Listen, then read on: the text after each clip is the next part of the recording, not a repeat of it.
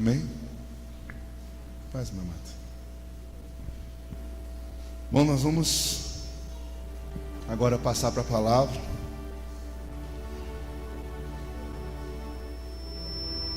Esse ano é o primeiro ano que eu passo aqui e assisto pessoalmente esse final de campanha político. Eu fiquei um pouco perplexo com o alvoroço que as pessoas fazem aí na rua. Tem gente com medo de andar na rua. Você quase fica surdo lá fora.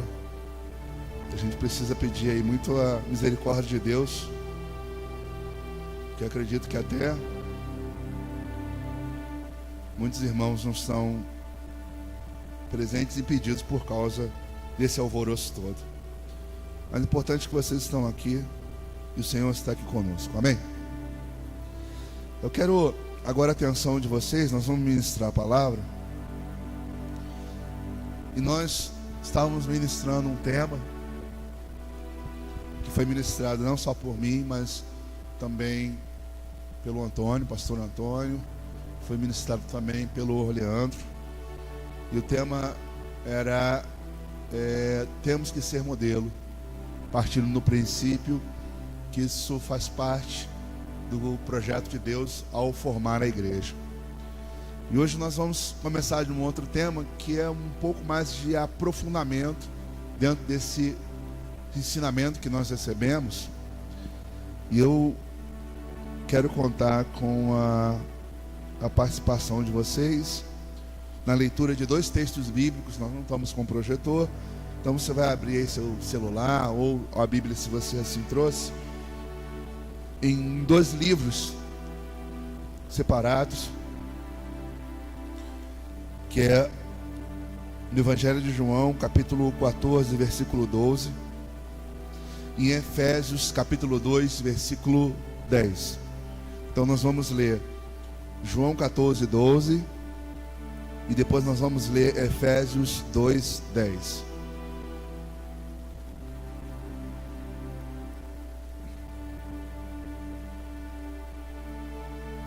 João 14, 12.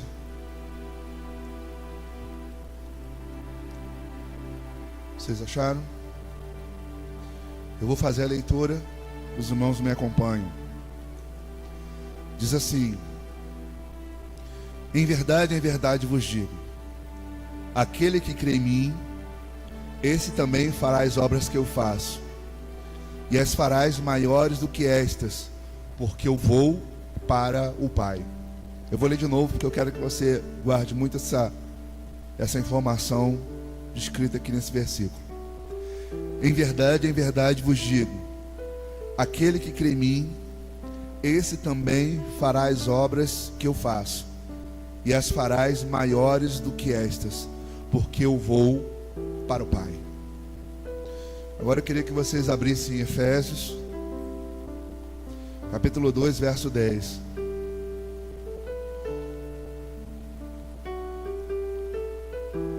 Dois 10. Diz assim: porque somos feitura sua, criados em Cristo Jesus para as boas obras, os quais Deus antes preparou para que andássemos nela. Vou ler mais uma vez. Porque somos feitura sua, criados em Cristo Jesus para as boas obras, aos quais Deus antes preparou para que andássemos nela. Amém? Eu quero que você coloque agora a mão no seu coração, e eu vou orar pedindo ao Senhor que o Espírito Santo fale no seu coração nessa noite e traga para todos nós resposta, luz e direção. Pai, no nome de Jesus, nós estamos na sua presença, e eu sei que a sua palavra ela não volta vazia. E Senhor, eu quero te pedir que nesse momento o nosso coração não seja, Senhor, como os pedregais, não seja, Senhor Deus, Senhor, como a tua palavra diz, Senhor, junto ao caminho, mas seja boa terra, de maneira que a tua semente, que é a tua palavra, entre no nosso coração e gere fruto para a glória de Deus. Que o Senhor nos abençoe hoje, Fale conosco, nós estamos aqui para ouvir a sua voz. Nós estamos aqui, Senhor, para estar no centro da sua vontade. Estamos aqui, Senhor, para te obedecer e te agradar. Em nome de Jesus. Amém. Bom, amados, quero que vocês me dêem atenção àquilo que a gente tem para compartilhar de Deus. Eu sempre disse para alguns irmãos que eu sempre fui uma pessoa que só falo daquilo que eu acredito. Se eu não acredito, não tem ninguém que me convença a falar. Então, eu parto do princípio que quando eu falo alguma coisa, eu tento primeiro viver, experimentar, para poder dizer, isso dá certo, isso funciona. Eu compartilhei com alguns que estão aqui que eu tenho aproximadamente 30 anos de evangelho. Faço agora, no mês de março do ano que vem, 30 anos servindo ao Senhor.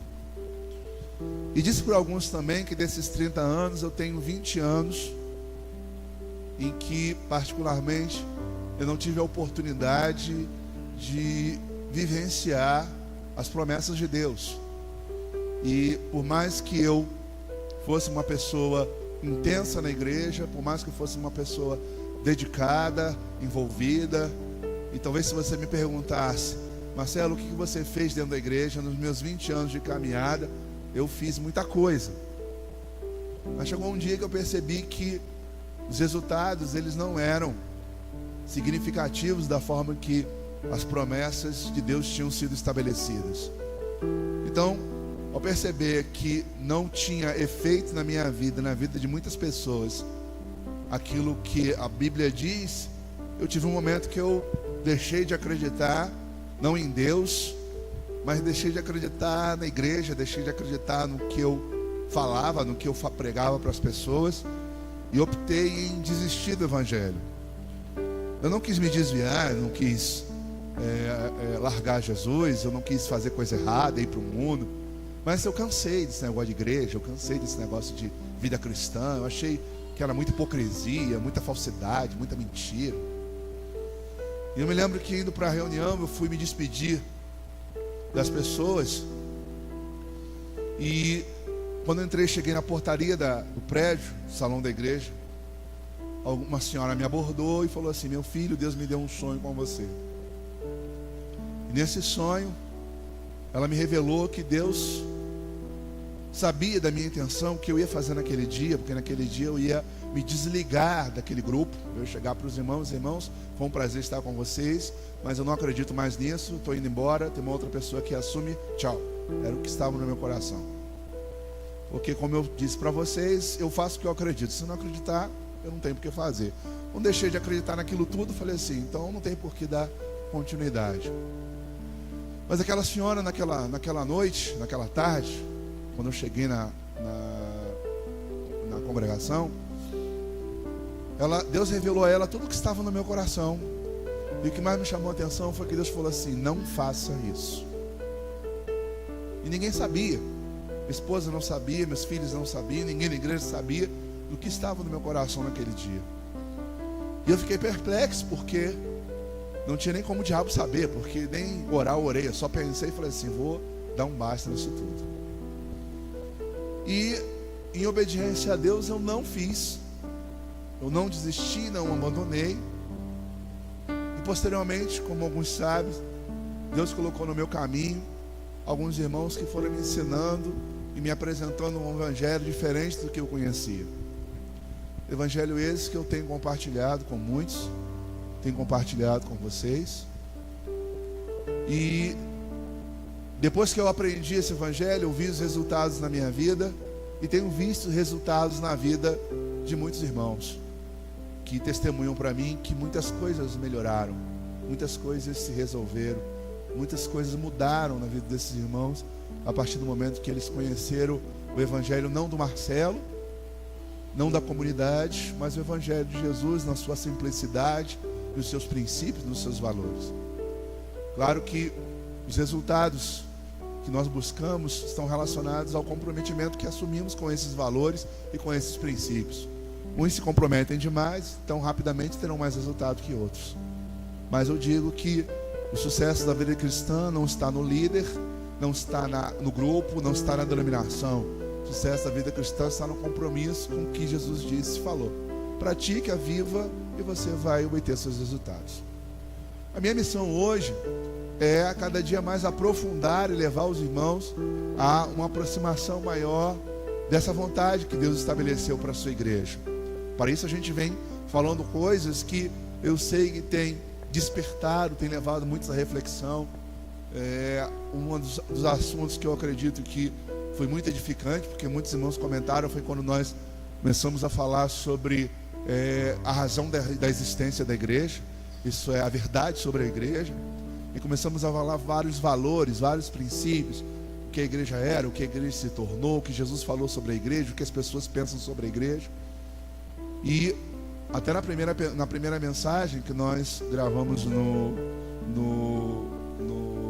YouTube, nós percebemos ali uma grande quantidade de pessoas, além dos membros, que assistiram o vídeo e continuam assistindo. Cada vez que eu acesso lá, eu vejo que tem mais pessoas que estão acompanhando o que a gente tem falado.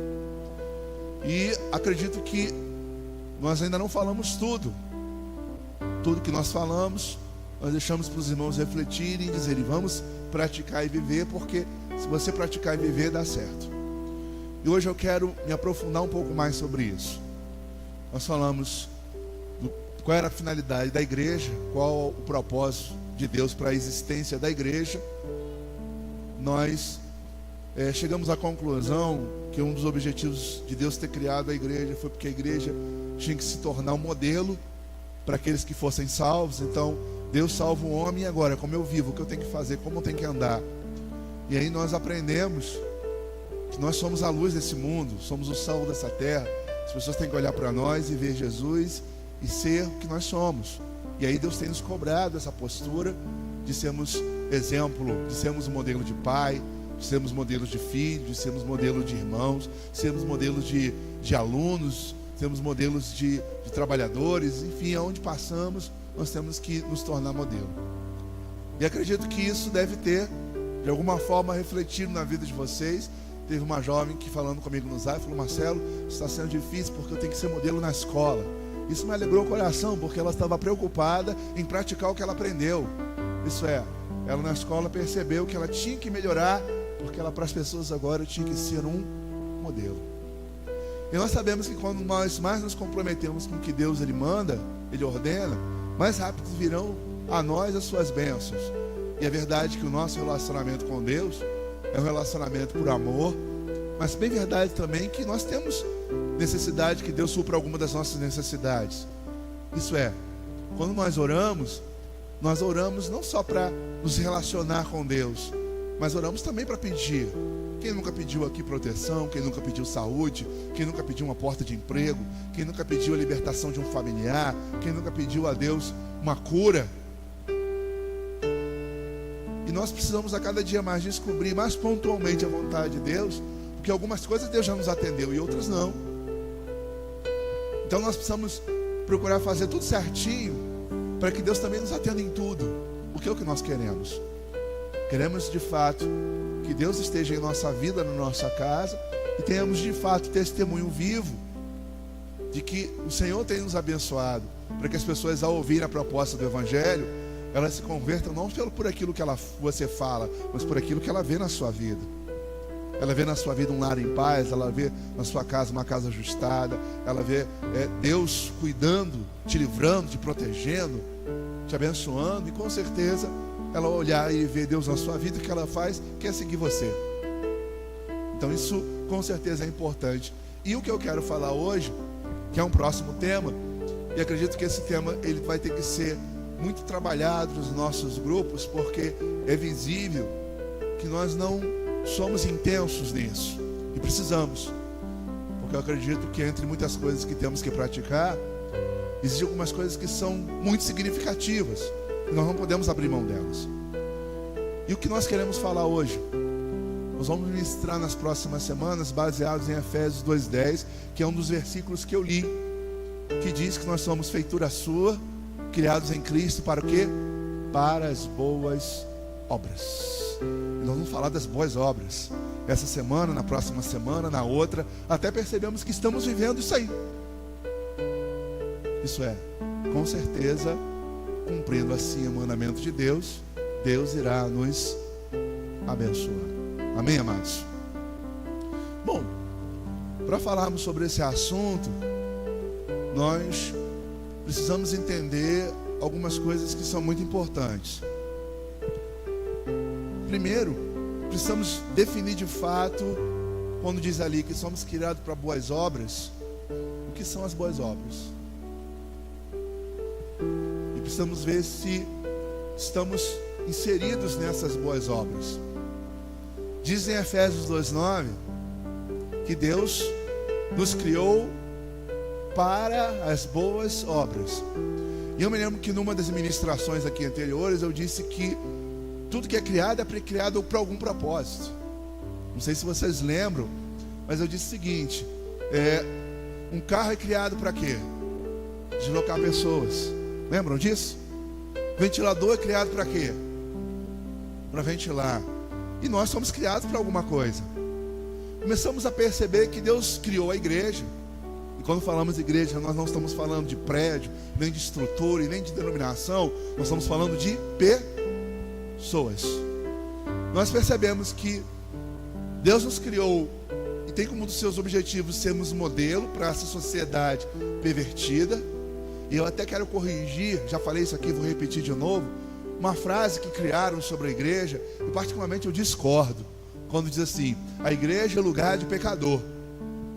Eu acredito que a igreja é lugar de restaurado, e pecadores são aqueles que estão lá fora, certo? E quando vem para a igreja está aqui para fazer o que com eles? Também serem restaurados.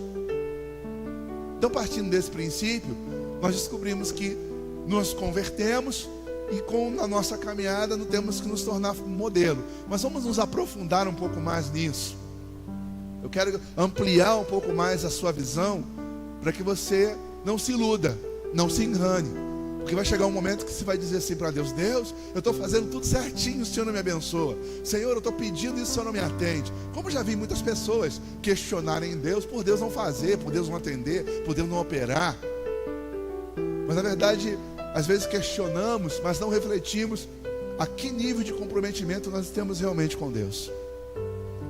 Então, uma coisa que eu quero que os irmãos entendam, que se tudo é criado por um propósito. E Efésios 2:9 diz que nós fomos criados para quê? Criados para as boas obras. Podemos repetir? Fomos criados para quê? Para as... Mais uma vez, criado para as... Opa!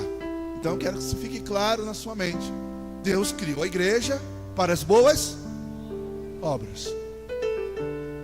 Mas precisamos definir um pouquinho sobre essa questão das boas obras. E como nós vamos definir isso? Primeiro, eu li para vocês um texto em João, que diz que Jesus disse assim: os que creem em mim farão as obras que eu faço, e farão mais, porque eu vou partir. Quando a palavra se refere às boas obras, ela está se referindo em nós cometermos ou praticarmos as mesmas obras que Jesus praticou. No versículo que eu li, eu vou reler novamente para os irmãos, João 14, diz assim: em verdade vos digo, aquele que crê em mim, esse também fará as obras que eu faço, e as farás maiores do que essas, porque eu vou para o Pai. Então ele disse: aquele que crê em mim, esse também fará as obras que eu faço. Então, quando nós falamos em boas obras, nós não podemos simplesmente dizer assim: boas obras é fazer isso ou fazer aquilo. O que seriam as boas obras? Fazer as mesmas obras que Jesus faz ou fez. E disse mais: olha, eu vou ficar aqui, fiquei 3 anos aqui com vocês, vou para o Pai, e vocês farão mais do que eu faço. Então nós, como igreja, fomos criados para as boas obras. Essas boas obras seria fazer as mesmas obras que Jesus fez, certo? Pergunto para você: você faz as obras que Jesus fez? No seu dia a dia você faz as obras que Jesus fez no passado? Vamos descobrir. Para entendermos melhor isso, precisamos pegar alguns exemplos.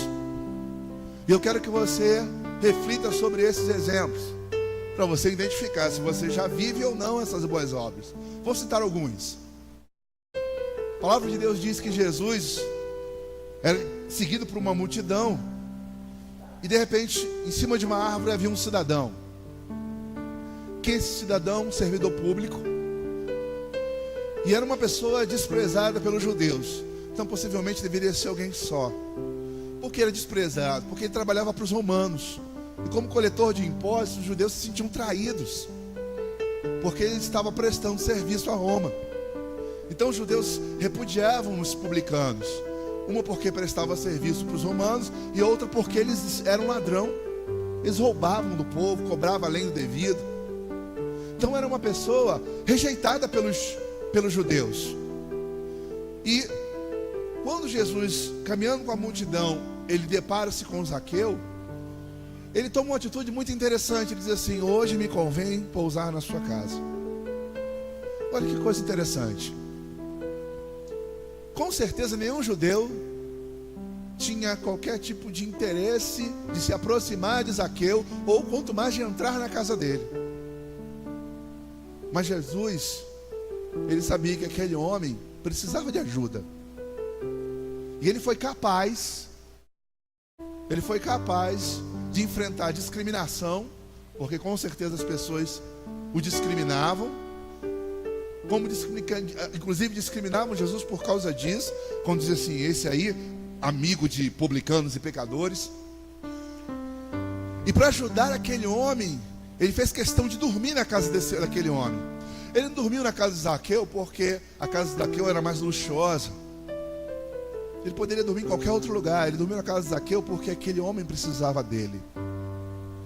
E a palavra não registra como é que foi o diálogo entre os dois na casa, mas registra uma coisa: registra que aquele homem ficou tão impactado, que houve uma transformação profunda nele. Uma transformação de chegar para Jesus e dizer: mestre, olha, eu vou restituir 4 vezes as pessoas que eu tenho defraudado, metade do que eu tenho eu vou dar aos pobres. E na realidade essa atitude de dar metade do que ele tinha para os pobres não era um ato de caridade, não. Era um ressarcimento ao que ele fez com os pobres, porque com certeza metade da sua riqueza é que ele tinha roubado de quem? Dos pobres. Então ele foi lá e devolveu. Veja a obra de Jesus. Ele foi aquele homem, dormiu na casa daquele homem, dialogou com aquele homem, e aquele homem no dia seguinte estava o quê? Transformado. Se Jesus disse que nós faríamos as mesmas obras que ele faz, eu pergunto: quantas vezes você já se deparou com pessoas problemáticas, pessoas que a sociedade tem um sentimento de repugnar, de abandono, por uma série de fatores? Talvez porque é alguém que bebe. Quantas vezes passou na sua porta: aquele ali é alcoólatra, não tem jeito. Ou porque tem uma vida torta, talvez porque se prostitui, ou tem um outro tipo de vício. Quantas vezes você se interessou em ir à casa dessas pessoas, sentar com elas e tentar tirá-las dessa vida? Esse ponto. Porque se faríamos as obras que Jesus fez, deveríamos estar refletindo que nível de comprometimento nós temos com as pessoas problemáticas. Vamos pegar um outro exemplo? O exemplo de Jesus num lugar escrevendo na areia, e de repente chega uma mulher e uma multidão, jogam ela aos pés de Jesus, e todos queriam apedrejá-la. E no momento que queriam apedrejar aquela mulher, disseram: mestre, essa mulher que foi pega no ato adulterando, a nossa lei diz que nós devemos apedrejá-la. O que o Senhor diz? O que me chama a atenção nessa história é o seguinte: se nós estivéssemos lá, nós estaríamos do lado de Jesus ou do lado da multidão? Vamos pensar sobre isso. Será que nós também não teríamos pego as pedras nas mãos e estaríamos prontos para atirar naquela mulher pecadora? Eu vou fazer você refletir sobre isso. Imagine você estar na sua casa. Imagine agora. Você está na sua casa e de repente vem morar uma vizinha do seu lado. Essa vizinha que vem morar do seu lado, ela aluga a casa. E com 3 meses morando na casa, ela se envolve no relacionamento conjugal com um casal que mora na frente. E ela tem um caso com o marido da pessoa que mora em frente à sua casa. Qual seria a sua reação ao perceber uma vizinha sua que vem morar no dia seguinte, que está de casa com o marido da mulher da sua vizinha da frente? Bom, talvez a nossa reação seria pegar a pedra e tacar, como muitas vezes tacamos. Quantas vezes você não abriu a boca e tacou, talvez não com as mãos, mas com a boca, pedra em pessoas que eram tortas? Fulana não vale nada, ciclano não presta, Beltrano, aquilo ali não tem jeito. Se você disser para mim que você nunca falou isso acerca de alguém, você será um mentiroso. Porque com certeza, se você fizer uma reflexão na sua vida, você vai ver que muitas vezes pegamos pedras para atacar nas pessoas que estão erradas. Bom, Jesus, ele aceitou aquela condição da mulher viver daquele jeito? Não. Jesus não aprovou o ato dela. Mas ele teve a coragem de dizer para aquela mulher, dizer assim: não faça mais isso. Vá embora e não faça mais isso. Irmãos, pessoas erradas, o que nós fazemos? Pegamos em pedra ou vamos até ela e dizemos para ela que elas não devem fazer aquilo, que elas não devem viver dessa forma, que elas não devem agir daquele jeito. Se nos reportarmos um pouco mais, nós podemos para outras histórias. Por exemplo, vamos na história de Pedro. Um belo dia, Jesus chega na casa de Pedro. E quem está doente ali? A sogra de Pedro. Pedro tinha sogra. E a palavra de Deus diz que Jesus foi lá, pegou ela pela mão e a curou. Você já tratou de alguma pessoa doente? Quantas vezes você saiu para orar por alguém que você sabia que estava doente, precisando de oração? Poderíamos falar aqui a noite inteira sobre as obras de Jesus. Mas o que mais me impressiona é que nós não fazemos muitas vezes 1/3, 1/10 do que ele fez. E eu me pergunto por quê. Bom, eu descobri 3 motivos que nós precisamos refletir sobre isso. Primeiramente, não fazemos as obras de Jesus porque, por mais que a gente às vezes fale, a gente continua às vezes enraizado em valores errados sobre de fato o que é fazer a obra. Por quê? Na nossa concepção, quando falamos na obra de Deus, nós associamos algumas coisas que nós gostamos de fazer, e por isso fazemos. Por exemplo, não gostamos de louvar, e por isso estamos aqui louvando. O que seria se nós fizéssemos daqui para frente as nossas reuniões sem louvores? Não temos mais cântico no culto. O que esse menino faria? O que esses meninos fariam? Pastor, não estou cumprindo o meu chamado, vou tocar em outra igreja. Talvez alguns diriam assim: não vou continuar aqui porque essa igreja não tem louvor. Eu gosto de uma igreja que tem um louvor forte. Talvez seria a sua reação. E por que seria a sua reação? Porque a nossa concepção, o fato de estarmos aqui e cantarmos, estamos fazendo a obra. E se por algum motivo nós não pudéssemos mais ter reunião aos domingos, você continuaria caminhando conosco? Ai, que igreja é essa agora que nem domingo o culto tem? Você conseguiria viver sem um culto? Talvez alguns aqui desviariam, sabia? Ai, eu estou fraco na fé porque não tem mais culto domingo. Isso é onde construímos nossas bases, onde de fato estabelecemos os nossos valores. Então nós nos contentamos com a frequência que nós vemos a reunião, nos contentamos talvez porque gostamos do grupo caseiro, que é uma coisa muito boa. Eu vou para o grupo, é uma coisa maravilhosa, lá a gente conversa, depois sempre tem um lanchinho. Ficamos felizes porque domingo você vai poder estrear uma roupa nova. Aqui na cidade a gente tem muitas opções de muitas coisas para fazer, então eu vejo que domingo é a oportunidade de você botar um novo vestido, botar uma roupinha melhor. E na realidade, eu não estou dizendo que você não deva fazer isso, mas preste bem atenção. Se você contratasse uma pessoa para trabalhar na sua casa e você dissesse para ela: eu tenho 2 tarefas para você. Uma das tarefas, eu quero que você cuide da minha filha, porque eu vou trabalhar e você tem que cuidar dela. Então eu quero que cuide dela com todo carinho, com todo cuidado. Segunda tarefa, eu quero que você mantenha a casa arrumada. Mas primeiro cuide da minha filha e depois mantenha a casa arrumada. Aí você contrata a pessoa, e a pessoa chegou na sua casa, você bota uma camarazinha lá para vigiar ela, para ver se ela faz direitinho. E você percebe que ela cuida muito bem da casa, ela arruma, ela varre, ela limpa, mas ela não cuida da sua filha. O que você faria com ela? Você iria demiti-la. Mas ela não cuida muito bem da casa. Mas o que é mais importante, a casa ou a filha? A casa ou a filha? A filha, certo? Bom, aonde nós queremos chegar aqui nessa noite? As coisas que nós fazemos para Deus são importantes. É importante você estar aqui? É importante. É importante você louvar? É importante. É importante você estar no grupo? É importante também. Mas nós não podemos esquecer que nós fomos criados para quê? Não escutei. Fomos criados para quê? Então nós fomos criados para as boas obras. Deus cria você para exatamente fazer o que Jesus fez. A igreja veio existir depois de Jesus. Jesus, ele veio, criou a igreja e disse: eu criei vocês para as boas obras. E muitas vezes nós não o fazemos porque na nossa cabeça o que nós já estamos fazendo é muito. E na realidade nós não estamos fazendo quase nada em comparação ao que de fato Deus mandou que nós fizéssemos.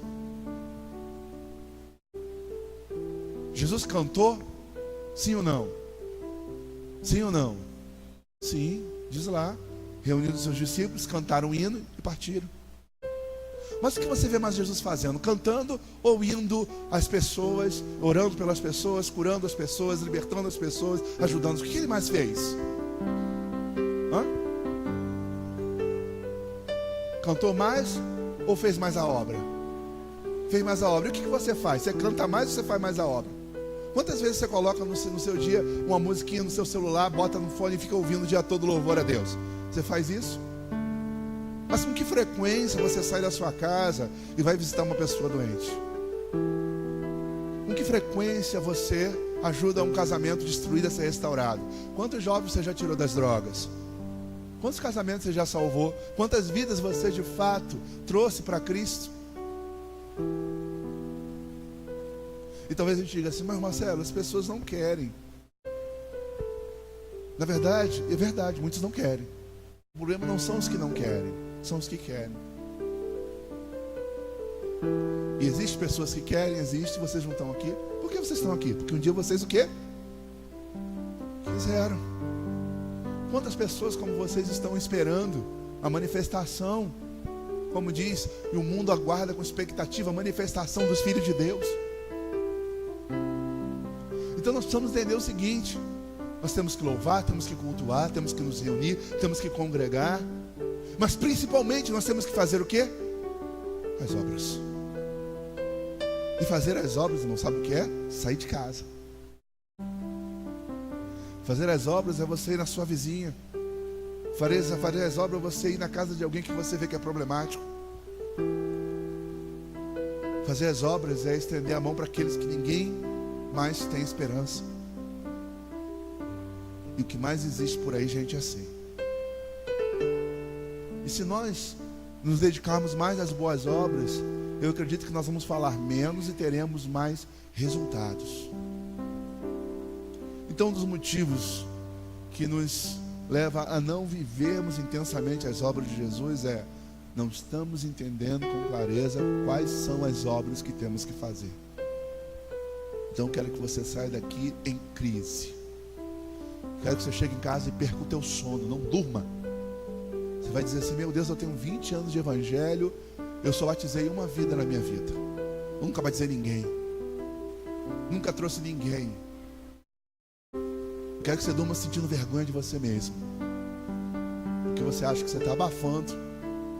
E na realidade você está longe da realidade de Deus. E você vai chegar próximo à realidade de Deus é quando você tiver fome de almas, sede de vidas. Quando você acordar e dormir, passar uma semana, se você não evangelizar ninguém, se você não ajudar ninguém, você vai se questionar: meu Deus, o que está acontecendo comigo? Enquanto você não se questionar porque você não dá fruto, você ainda não despertou ainda com a razão daquilo que nós fomos criados. Outro motivo muito significativo que eu vejo que faz com que as pessoas elas não vivam como igreja o seu papel na realização das obras.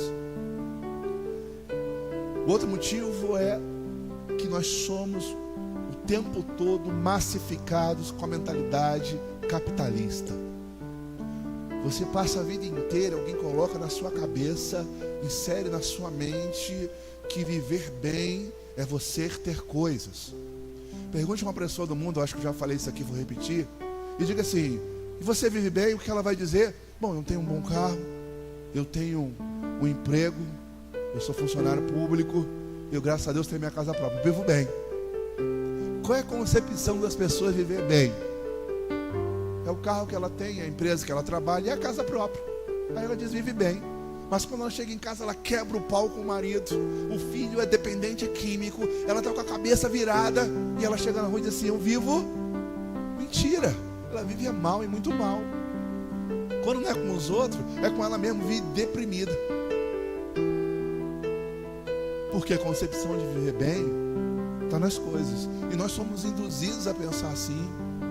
E por causa disso, nós nos detemos muito tempo em conquistar coisas e quase não detemos tempo nenhum em conquistar almas. E a gente precisa refletir sobre isso. Porque você conforta o seu coisa, eu não posso fazer muito na obra de Deus porque eu não tenho tempo, eu trabalho demais. Reflita sobre isso. Quais são de fato os valores?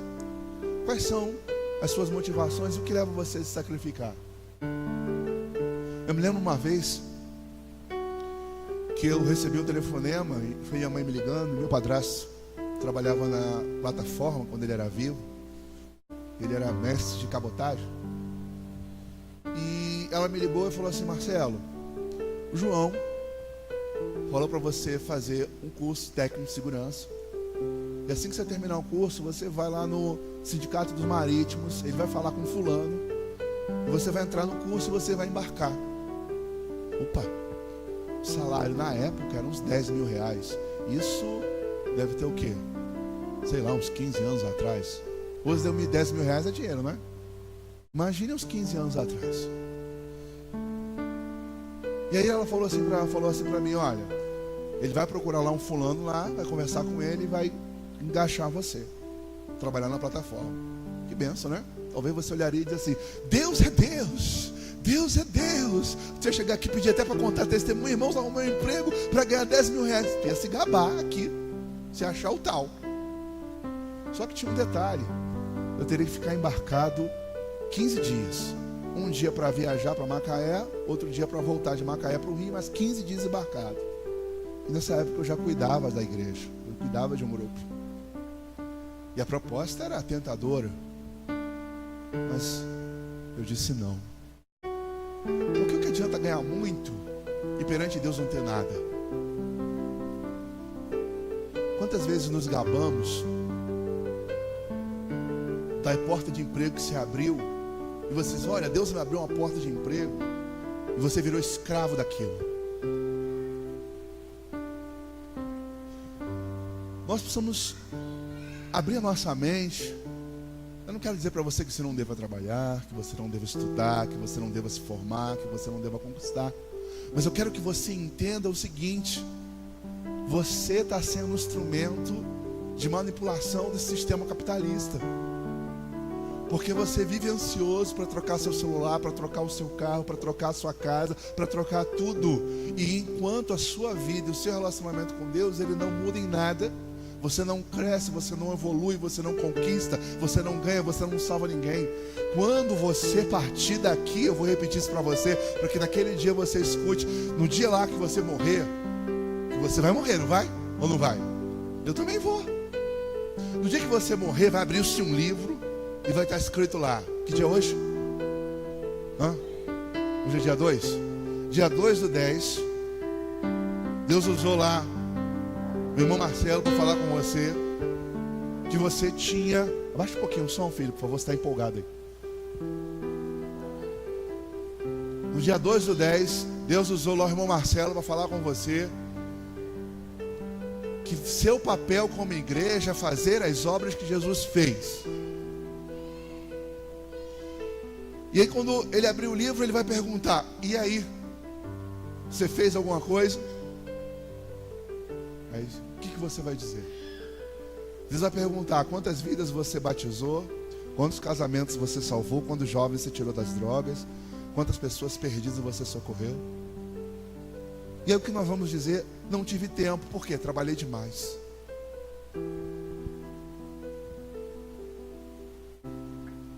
Tá bom. Tudo que você conquistou ficou onde? Aqui. E o que você levou para lá? O que você levou para lá? Teu celular foi? Teu celular vai? Teu carro vai? Teu anel vai? Não vai.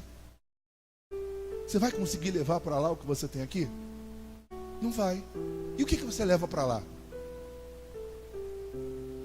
As tuas obras. Está escrito assim: olha, compareceremos perante o tribunal de Cristo, seremos recompensados segundo as nossas obras. Pare e pense, seu tempo está passando. Quanto tempo você tem de igreja?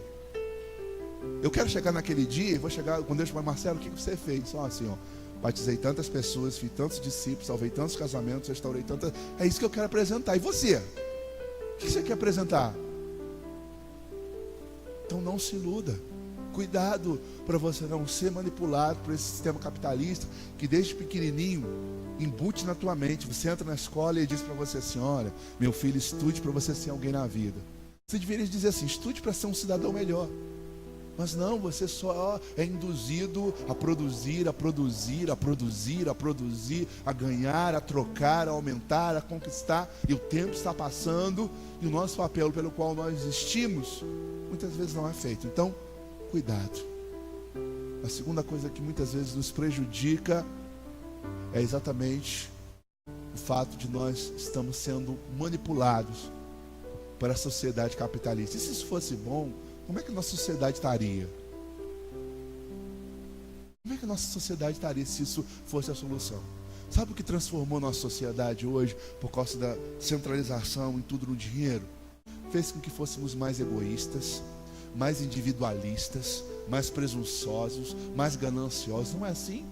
Por que as pessoas estão mais violentas? Por que elas estão na rua roubando uma outra? Por causa do quê? Do dinheiro. Está fazendo bem a nossa sociedade essa mentalidade?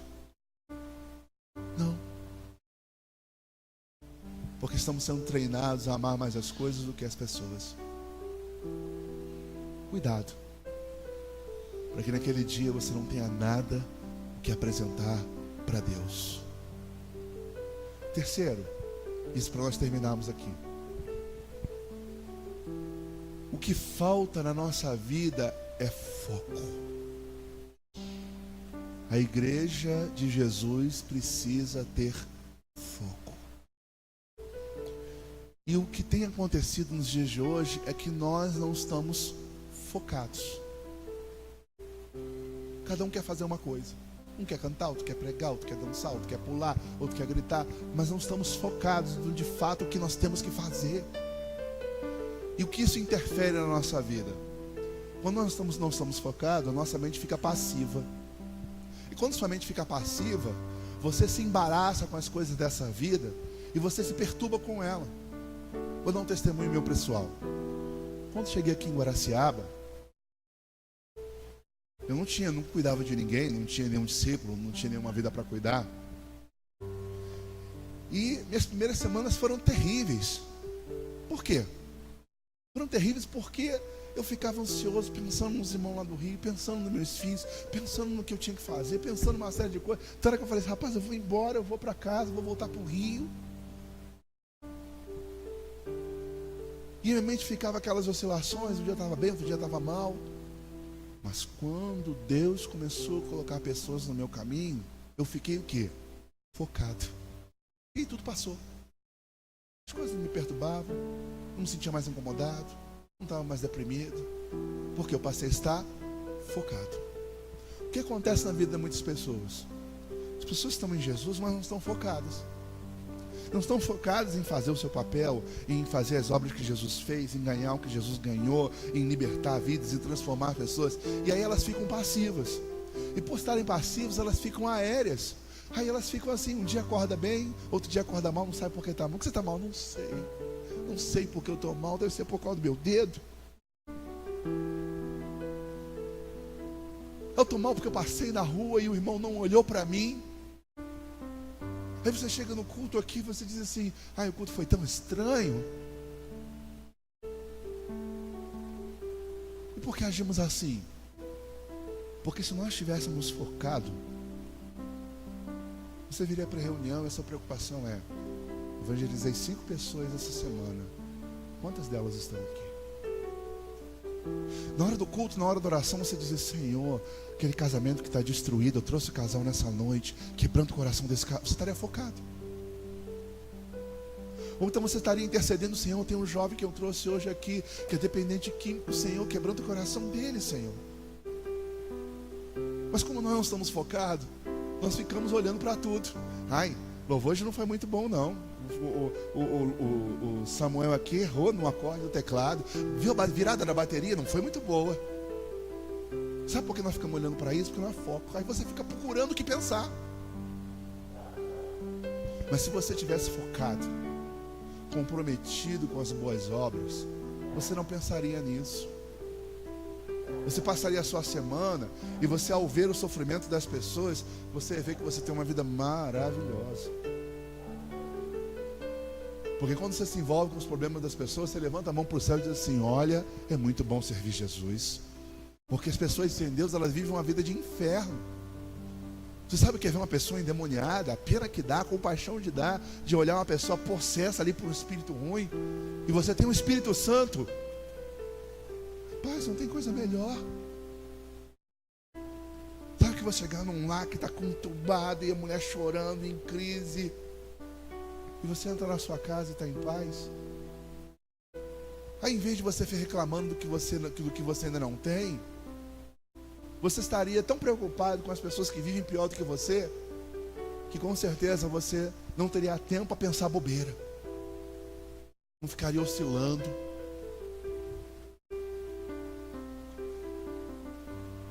Bem, onde nós estamos querendo chegar? Se fomos criados para as boas obras, mas não fazemos, então não estamos prestando para que fomos criados. Eu falei numa semana passada, disse assim: irmãos, se você tem uma geladeira na sua casa e ela não funciona, você já tentou botar para funcionar, ela está ajudando ou está atrapalhando? E aí o que você faz com aquele trambolho? Joga fora. Meu querido, Deus criou você para as boas obras. Se você não está fazendo, claro que ao se converter existe todo um processo. Se você se converteu, você tem aí uma semana, um mês, 6 meses aprendendo. Mas se você já caminha um tempo e você não está produzindo, você é como uma geladeira velha que não funciona. Aí automaticamente, o que Deus tem que fazer com você? Entende? Porque eu estou orando e Deus não me dá, eu estou pedindo, Deus não responde, eu não entendo, eu estou fazendo tudo certinho, Deus não opera. Porque de fato não há, muitas vezes ainda em nós, a essência da nossa missão. A essência da nossa missão. Por isso eu digo, nós não podemos simplesmente estar focados no pouquinho que nós fazemos. Não podemos estar felizes só porque viemos ao culto e o culto foi maravilhoso. Não podemos estar alegres simplesmente porque o nosso grupo caseiro é uma bênção. Ou porque o nosso emprego, graças a Deus, está te dando a renda que você precisa. Vamos acordar. Eu queria comprometer você para as próximas semanas, começar a orar por isso.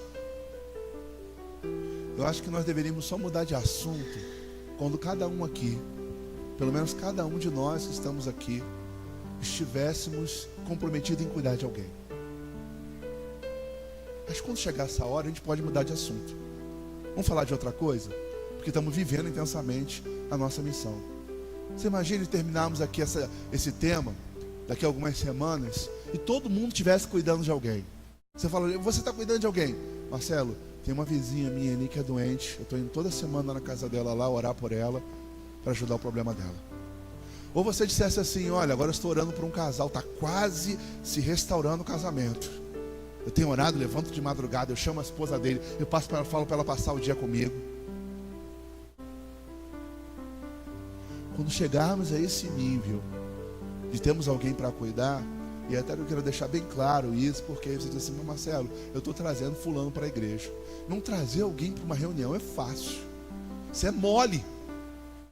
Se tiver de carro, então é mais fácil ainda, eu passo lá e te pego. Eu quero ver você ligar para a pessoa 2, 3 vezes na semana para dar conselho. Eu quero ver você levantar de madrugada, botar o teu celular para despertar, levantar de madrugada para chorar pela vida de alguém. Eu quero ver você esquentar a cabeça, ficar com o coração aflito, porque aquela pessoa que Deus botou no teu caminho, ela está com um problema grave. Aí você está fazendo a obra. Agora, enquanto você não cuida de ninguém, meu querido, de obra você não está fazendo nada.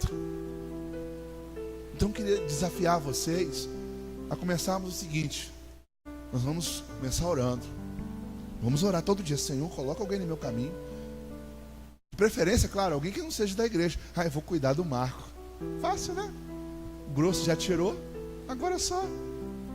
Oi, Marco, como é que você está? Paz, estou cuidando de você. Tá, oro pela tua vida todo dia. Mole, né? Eu quero você pegar alguém que não tem Deus e transformar nessa pessoa numa pessoa de Deus. Aí você pode dizer, agora eu estou fazendo a obra. Essa é a razão da nossa existência. Se você quer de fato ser abençoado, como a gente pede todo dia proteção, a gente pede saúde, a gente pede prosperidade, eu quero ver você pedindo a Deus, Deus, coloca as pessoas perdidas no meu caminho. Coloque as pessoas perdidas no meu caminho. Diga para Deus, Deus, eu quero cuidar de alguém. Quero ir na casa dessa pessoa, acompanhar essa pessoa. Vou passar por todo o processo de libertação. Vou ajudá-lo. O dia que tem estudo de fundamento, eu que vou trazer, porque se eu não trouxer, ela não vem. Vamos lá para o fundamento, lá para você aprender. Aí quando você sair, você vai na casa dela e aí, entendeu? Olha, aquilo lá que foi dito lá no estudo significa isso, isso, isso. Vamos praticar? Eu quero você dando esses passos. Jesus disse, eu li aqui, que nós faríamos as obras iguais a que Ele fez e faríamos maiores. Está difícil fazer igual quanto mais maior, mas ainda há tempo. Há tempo porque Jesus ainda não voltou. Quando Ele voltar, aí, meu querido, não dá mais. Ou se você morrer, não vai dar mais. Vamos ficar de pé.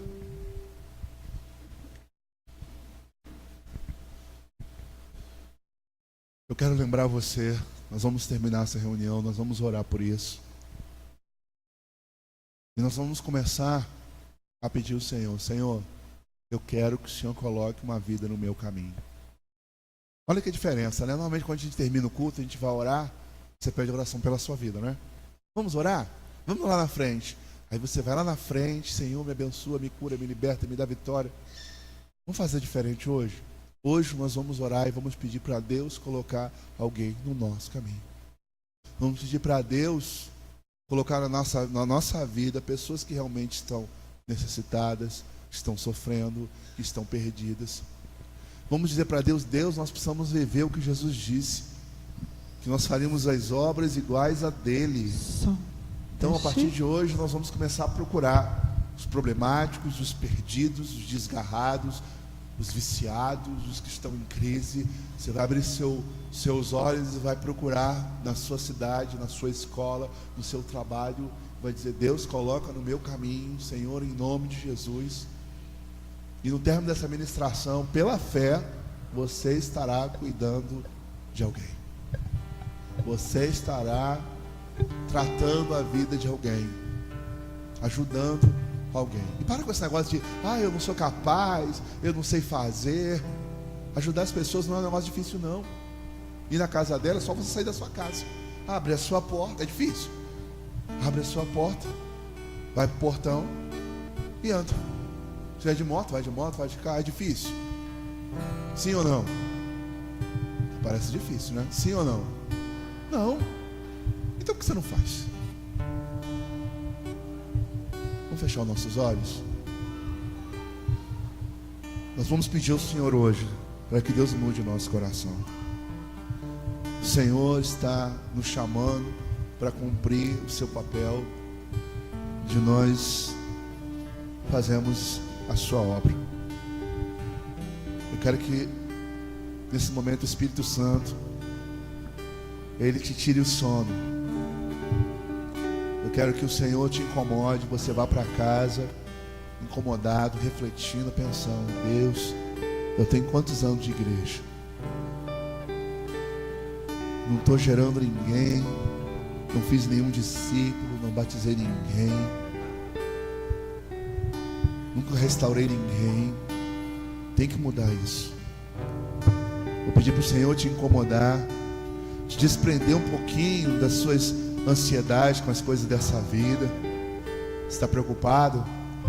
Se preocupe com as pessoas perdidas. Vou dizer para Deus: Deus, quando nos preocupamos com tanta coisa que é fútil, superficial, quando deveríamos estar preocupados realmente com a salvação das pessoas, preocupado com as almas que estão aí desgarradas, precisando de Deus.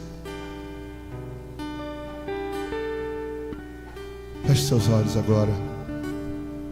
Quero que você se quebrante perante o Senhor. Chore na presença de Deus. Se arrependa. Diga para Deus que você quer mudança para a sua vida. Peça para Deus te descontaminar hoje. Você está contaminado, impregnado só pelo consumo, por compra, por dinheiro, pelas coisas que você tem que ainda conquistar. Coloque um pouquinho isso de lado. Diga para Deus: Deus, tira de mim esse espírito que existe nesse mundo e que esteja no meu coração o Espírito de Deus.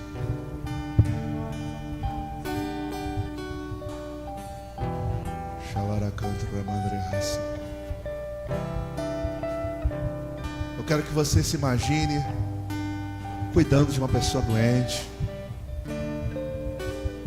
Imagine você trazendo alguém à sua casa 2 vezes por semana para aconselhar essa pessoa que está sofrendo, que está com a vida destruída.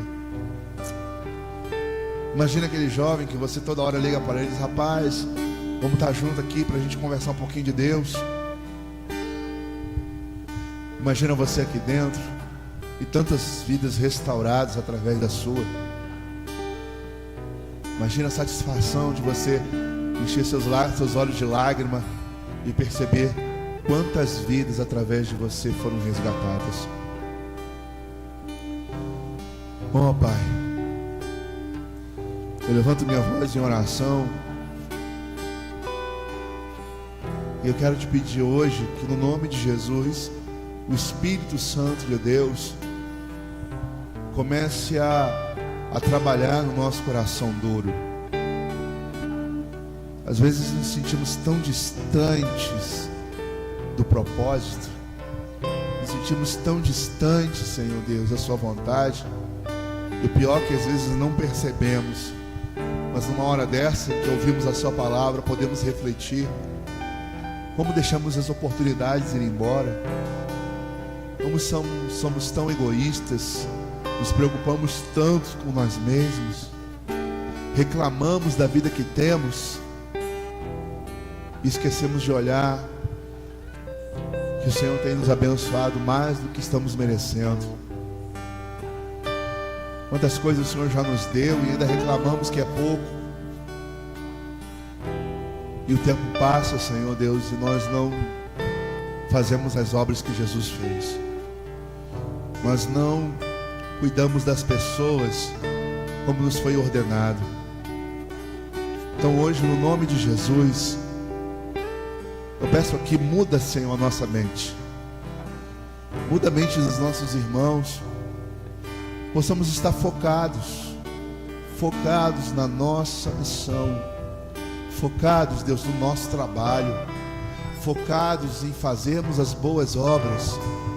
Senhor, em nome de Jesus, não queremos mais ficar oscilando, não queremos mais perder tempo com coisas fúteis, passageiras. Deus, nos liberta, Senhor, desse espírito maligno que tem nos enganado e tem nos feito, Senhor, a vivermos um evangelho superficial, a vivermos um evangelho, Senhor Deus, sem efeito, sem vida. Deus, nós queremos, Senhor, viver. Eu quero viver, e eu peço, coloca no coração dos irmãos para vivermos intensamente o que Jesus viveu, fazer as obras que Jesus fez. Nos envia aos Zaqueus dessa vida, nos envia, Senhor, as adúlteras que estão aí perdidas nesse mundo, nos envia aos doentes que estão nos lares, Senhor Deus, sem levantar do leito. Em nome de Jesus, nós temos que fazer as obras que Jesus fez, proclamar o que Jesus proclamou, porque nós fomos criados, Deus, para isso. Não podemos ficar presos somente, Senhor, às coisas que nós temos feito, porque é insignificante em comparação ao que o Senhor espera da sua igreja, que o Senhor espera da nossa vida, que o Senhor espera desse rebanho. No nome de Jesus eu clamo, no nome de Jesus eu suplico. Vem com a tua forte mão, vem com o teu operar, vem com as tuas maravilhas, Deus. E trabalha e faz cair por terra hoje, Senhor Deus, Senhor, o engessamento que foi colocado na nossa mente, a frieza espiritual que nos acompanha, Senhor Deus, nossa oscilação. Estamos tão ansiosos que um dia estamos bem, outro dia estamos mal, porque não temos o que fazer, porque se tivéssemos o que fazer não teríamos tempo para oscilar. Então, no nome de Jesus, desperta-nos hoje.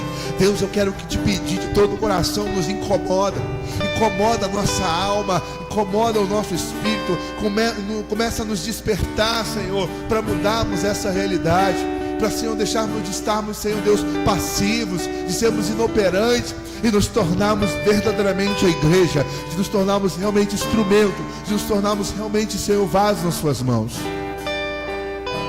Por isso eu clamo nessa noite, que o Senhor venha manifestar o teu poder e venha nos liberar, Senhor Deus. Senhor, a transformação que nós precisamos. Se você hoje quer fazer um voto a Deus e assumir um compromisso de cuidar de alguém, eu queria que hoje você sinalizasse para Deus levantando a sua mão e dizendo para Deus que você quer ser útil. Isaías disse assim: quem há de por nós, que enviaremos? Eu quero que você faça isso, não é para mostrar para ninguém, não. Quero que você faça isso porque você tem consciência que você tem essa missão, que você precisa cumpri-la. E eu vou pedir a Deus que Deus coloque no seu caminho uma alma doente. Deus coloca no seu caminho uma vida perdida. Deus coloca no seu caminho um casal que está com o casamento destruído, um jovem que é rejeitado. Então, se você quer, você vai sinalizar para Deus. Pai, o Senhor conhece os corações. Isaías ouviu a sua voz e disse: quem é de por nós, a quem enviaremos? E Isaías disse: eis-me aqui, envia-me a mim. Senhor, eu creio que existem pessoas aqui que levantaram a sua mão e receberam essa palavra, e hoje querem fazer a diferença. Eu te peço, dá a eles a oportunidade de salvar um casal, de restaurar uma família, de libertar um viciado, de resgatar uma prostituta, de salvar, Senhor, um casamento.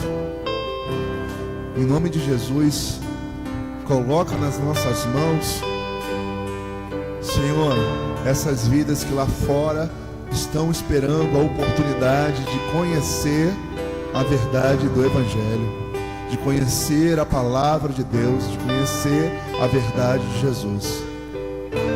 Entra com providência agora e começa a fazer uma revolução, que no decorrer da semana, Senhor, cruze o nosso caminho os perdidos. E em nome de Jesus, que esteja no nosso coração o desejo, Senhor, ardente de se doar, não só de trazer alguém para um culto, mas de cuidar de uma vida perdida. Em nome de Jesus, eu quero te pedir, não deixe que o diabo roube do nosso coração essa palavra, Senhor, que ao acordar na manhã, não venhamos a voltar à nossa velha vida, Senhor Deus, sem obras, mas que o Senhor, no decorrer desses dias, trabalhe, toque, nos transforme, nos liberte, nos conscientize, nos use, Senhor, como igreja para esse mundo perdido, porque eu creio, Senhor Deus, que chegou a hora. As almas estão aí, as pessoas estão esperando, aguardando com expectativa, Senhor, a manifestação dos filhos de Deus. Então nos envia essa igreja, Senhor, para cumprir o seu propósito. Esse é o clamor que eu faço nessa noite. Opera, Senhor Deus, na vida dos nossos irmãos, em nome de Jesus. Aleluia. Em nome de Jesus. Te amo, te amo, te amo. Cante conosco. Te amo, te amo, te amo. Jesus perguntou para Pedro: Pedro, você me ama?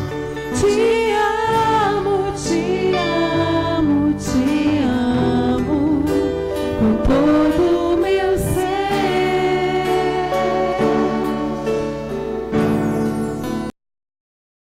Somos uma família de muitos filhos, semelhantes a Jesus, para a glória de Deus. Somos uma família.